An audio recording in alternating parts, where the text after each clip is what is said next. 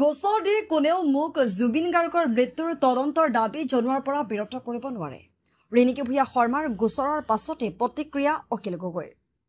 সকলোৰে প্ৰাণৰ শিল্পী জুবিন গাৰ্গৰ মৃত্যুৰ তদন্তৰ দাবী জনাবলৈ গৈ মুখ্যমন্ত্ৰীৰ পত্নী তথা প্ৰাইডিছ এণ্টাৰটেইনমেণ্টৰ স্বত্বাধিকাৰী ৰিণিকী ভূঞা শৰ্মাৰ ৰোষত পৰিল বিধায়ক অখিল গগৈ। বিধায়ক অখিল গগৈৰ বিৰুদ্ধে আদালতত গোচৰ তৰিলে ৰিণিকী ভূঞা শৰ্মাই। প্ৰিয় শিল্পী জুবিন গাৰ্গে অংশগ্ৰহণ কৰিবলৈ গৈ প্ৰাণ হেৰুওৱা ছিংগাপুৰৰ নৰ্থ ইষ্ট ফেষ্টিভেলৰ এটা অনুষ্ঠানত ৰিণিকী ভূঞা শৰ্মাৰ প্ৰতিষ্ঠান জড়িত থকা বুলি অভিযোগ উত্থাপন কৰা বিধায়ক অখিল গগৈৰ বিৰুদ্ধে কামৰূপ আদালতত গোচৰ তৰি পৰৱৰ্তী সময়ত এনে অভিযোগ উত্থাপন কৰা আন দুগৰাকীকৈ নেতাৰ বিৰুদ্ধেও গোচৰ তৰিব বুলি জানিব পৰা গৈছে।